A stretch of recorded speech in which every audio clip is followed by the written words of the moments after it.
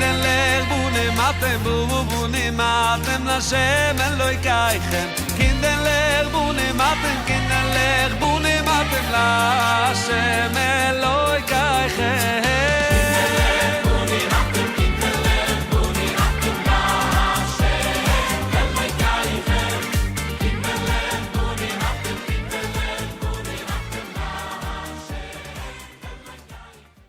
Hello everyone.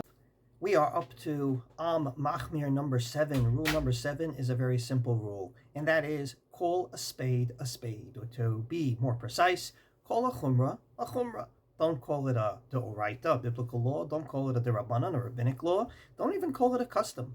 Call it a chumra. This goes back to the very basics of our humanity on earth.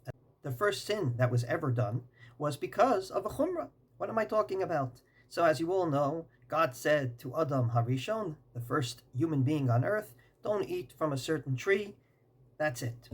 Don't eat from specific trees. That's it. All the rest you can eat from. Well, when Chava, his wife, told over this prohibition of God to the snake, she added a chumrah.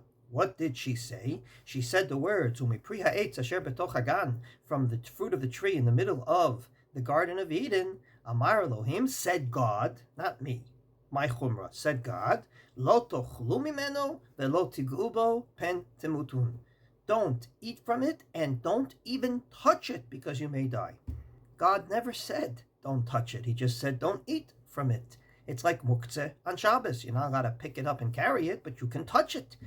She made a chumrah. That's very nice. But what she should have said was, Amar Elohim lo tochlu mimenu. God said not to eat from it. And I added a chumrah, not even to touch it. And everybody knows what happened. She touched it. She saw nothing happened. And then she said, well, if this is okay, then it's probably okay to eat it. Indeed, says Rashi, right there, Hosifa ala tzivui, she added to what God said, Lefikach, because of which her chumrah ba'a liyadei giraon, she came to a loss. We all know the end of that story. Indeed, the Yalkut Shimoni, the Medrash, actually expounds on this and says, Shelo ta'aseh tageda yoter la'ikar, don't make the chumrah bigger than the actual mitzvah. Shelo yiyeh pol, in order for you not to fall. And we all know that indeed she fell. Kacha Kadosh Baruch Hu Amar. This is what God said. B'yom achalcha mimeno va'amda v'hi'ita idut sheker lo tig'u bo. God said not to eat from it, and she went ahead and lied. No more, no less. The Medrash said she lied and said God said not to even touch it. And the Medrash goes on to say that as the snake saw actual way to get her, he pushed her towards the tree. He says, here, you touched the tree, nothing happened. I'm sure if you eat from it, nothing will happen as well. And I think, therefore, we have to be extremely careful. If it's a chumrah, we have to say, it's a chumrah. And we have a chumrah. Do not say the Torah said. Do not say the sages said. Said, I took upon myself a chumrah. And this is not just a Rashi on Chumash, a Medrash Yalkut Shimoni. This is a halacha. In the Rambam, in his book of law, in his introduction to his Minyan HaMitzvot, to what he believes is the 613 mitzvos, he comes along and says there's 613 mitzvot. Everybody agrees with that. They don't agree with what they are, but everybody agrees there's 613. V'yesh mitzvot achirot shenitchadshu achar matan Torah, and there's other mitzvot that happened after the 613 were given at Sinai, and he gives examples like Mikra Megillah and Ner Chanukah, lighting the Chanukah candles, reading the Megillah on Purim. They came later. So what did the Torah mean when it said, do not add on to the Torah, do not subtract from the Torah? Exactly what we're reading about in these parshas. That a prophet should not come along and make a new mitzvah, whatever it might be, velomar, and to say, sha'kadosh baruch hu tzivahu b'mitzvah zo lahosifa lemitzvot Torah, that God said that you should do this. In other words, the sages, when they add on mitzvot, and they have the license to do so, they have to make it very clear. This is rabbinic. This is not what God said. God didn't say to make an eruv between two apartments. God didn't say to read the Megillah on Purim.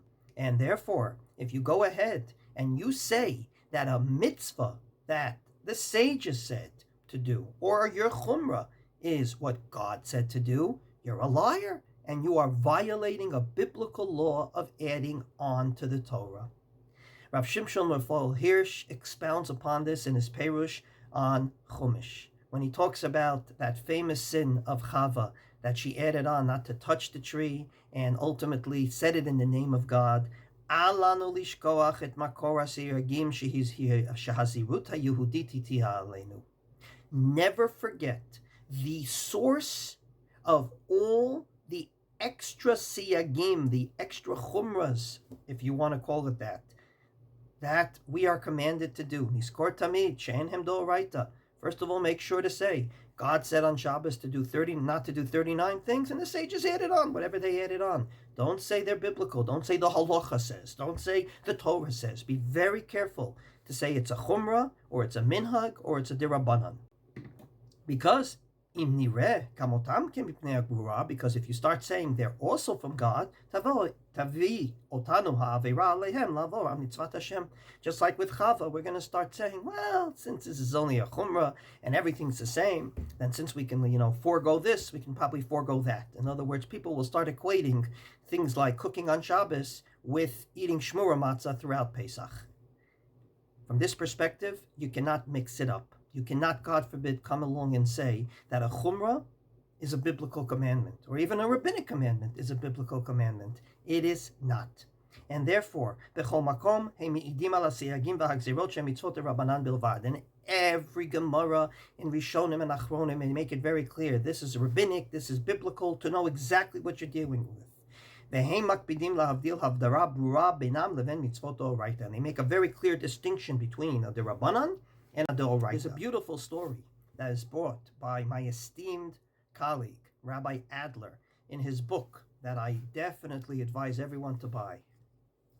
The name of the book is 70 Conversations in Transit. Rabbi Aaron Adler was the Rav's driver to the airport in New York when he came in from Boston, and he talks about the conversations he had with Rav Soloveitchik on various things. One of the things he brings in there is fascinating. Rav Soloveitchik said to him that if you're a rabbi and on a rabbinic commandment you paskin l'chumra, which is against the ironclad rules suffik de rabbanan l'kula, that you should go lenient on rabbinic laws, then you are in violation of adding to the Torah. Namely, if you paskin on a rabbinic law, that it's basically a biblical law in terms of your psak halacha, because you're going stringent and not lenient, you are violating adding on to the Torah. So to sum up, a chumra has to be called a chumra, and therefore you have to know where you're standing. It's not biblical, it's not rabbinic, it's not even a custom. It is a chumra, and you have to call a spade, and if you do so, you will not fall like the first two human beings on earth.